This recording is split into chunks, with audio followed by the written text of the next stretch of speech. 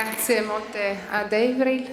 Mi sembra che questo tema del parlarne è una parola sola, ma dice veramente molto. Questo è il tema, uscire dall'isolamento, dalle esclusioni, parlandone. Questo è un viatico, insomma, anche di attività per il futuro. L'ultimo intervento di oggi pomeriggio, mi scuso per la pronuncia certamente inadeguata, Gintarė Černikienė, Lituania, esempi di buone pratiche in relazione all'arte per le persone con demenza e per chi se ne prende cura, il caso della Lituania. Grazie. So, hello everyone. My name is Gintarė Černikienė and I am working for VŠI žmogiškųjų išteklių stebėsenos ir plėtros biuras. The direct translation of our organization's name would be Human Resources Monitoring and Development Bureau. And our main activities are related to providing training for social workers who work with different groups. Social risk families, elderly people, people living with dementia, and so on. The aim of my presentation today is to provide some basic facts of the general situation of people living with dementia, and to provide some good practice examples related to art for people living with dementia and their carers. And to begin with, I should say that I've been working within the organization for almost 3 years, and I had a chance to work with different groups: social risk families, autistic people, offenders, now people living with dementia. And I should say that the situation is similar with speaking about all groups when it comes to meeting their needs. And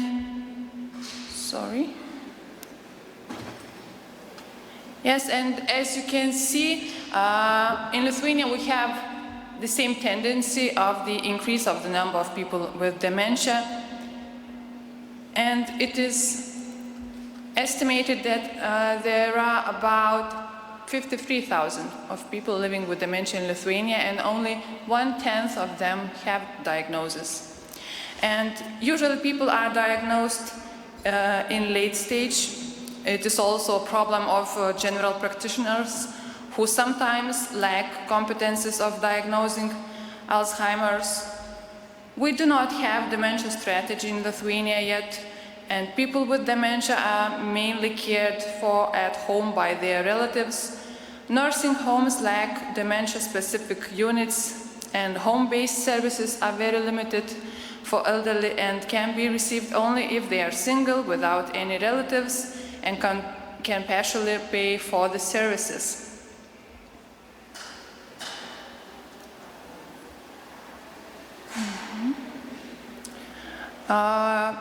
There are occupational therapy rooms in the majority of community health centers. However, the activities provided are more club-like than therapy-oriented, and very few people with dementia can take part in such activities. Some of the costs are covered by the state, other costs are paid through targeted NGO projects. It is easy to speak about the negative things, but today I would like to focus my attention on the positive ones. The situation is changing step by step. With the help of devoted people, new initiatives are funded by different European, national, private funds and contribute to the positive change of the situation. For example,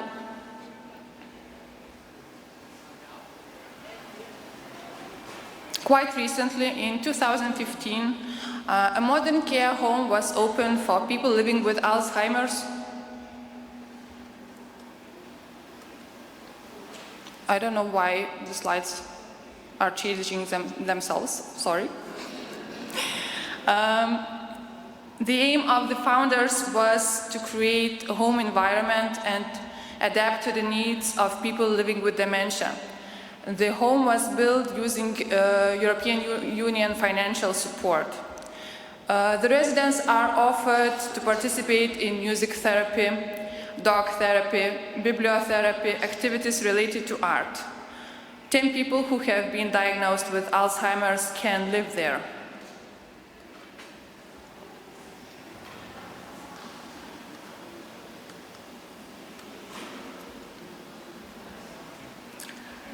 In 1997, there was established a fund of Alzheimer's disease named after Eugenia and Leonidas Pimonovai. The fund supports scientific research on Alzheimer's disease, consultations for carers, the establishment of care homes. In 2010, the fund opened their first care home for people living with dementia. All in all, 25 people are living there. Care homes for people living with dementia are being built, but for now their number is insufficient.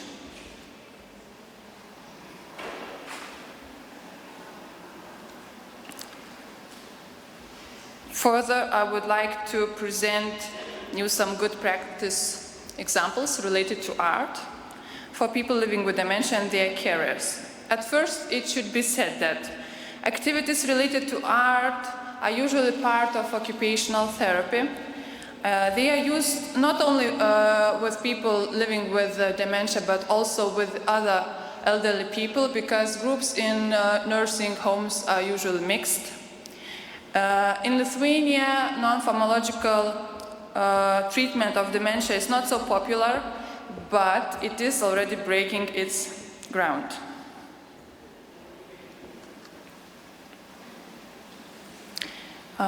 Initiative which is worth mentioning is the project called I Can. They have decided to work with two different groups: people living with dementia and children having Down syndrome. The team of the project is doing a great job in raising society awareness. They want to help the society to get rid of the internal tension when approaching, communicating with vulnerable groups.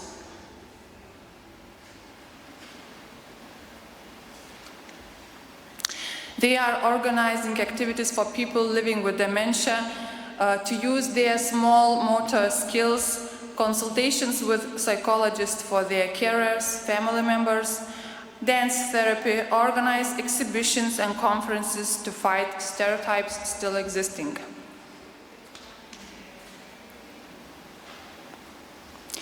Another NGO called Mano Šviesa, or My Light, is working with the elderly people, including people with dementia, in different care homes.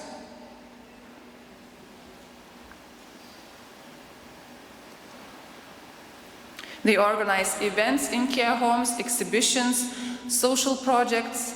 Their aim is to promote art therapy, its benefit to the emotional, psychological, and spiritual well-being of people.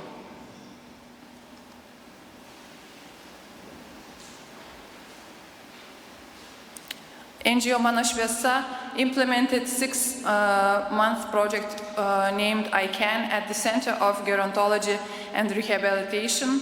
After 3 months, one participant who at first did not want to participate in activities started to draw herself.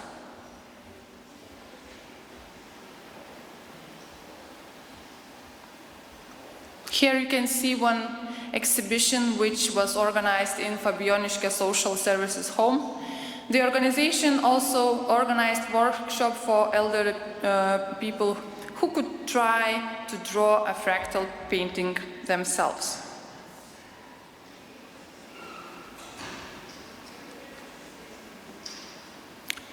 Drawing mandalas at Paberžė Social Care Home. This activity is particularly enjoyable for people evoking positive emotions, memories which have been forgotten.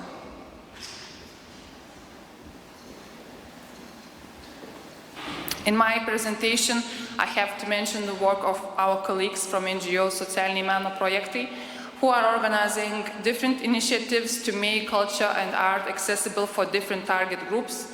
They implemented the project Meet Me at the Museum and prepared training course for museum educators in Lithuania to work with people living with dementia, Alzheimer's disease, or having cognitive difficulties.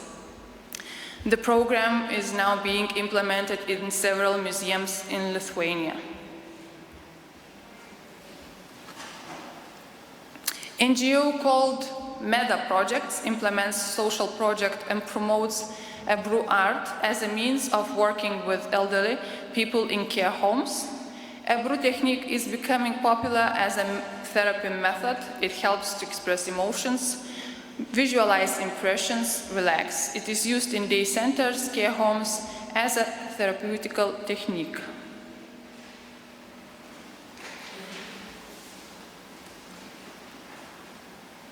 Alytus Medical Rehabilitation and Sports Center has implemented project related to music therapy and invited Isabel Luhansky from Madrid Music Therapy School, which uses music therapy for people with Alzheimer's to share their experience.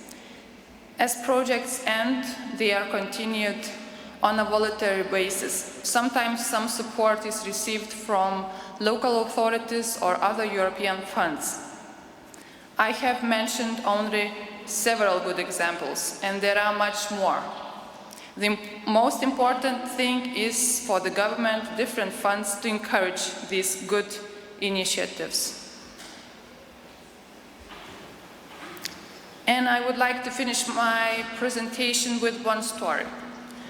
In 1995, at the age of 61, UK-based painter William Attermollen was diagnosed with Alzheimer's disease.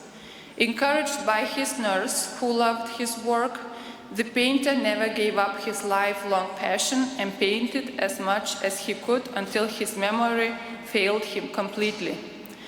The artist's self-portraits grimly illustrate the merciless progression of the disease, which he had been exploring through visual self-reflection with paint and brushes during the last 5 years of his artistically active life.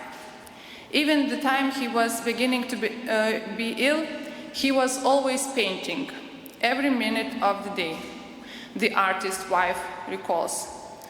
I say he died in 2000, because he died when he couldn't paint anymore. Actually, he died in 2007, but that wasn't him by then. Thank you very much for your attention.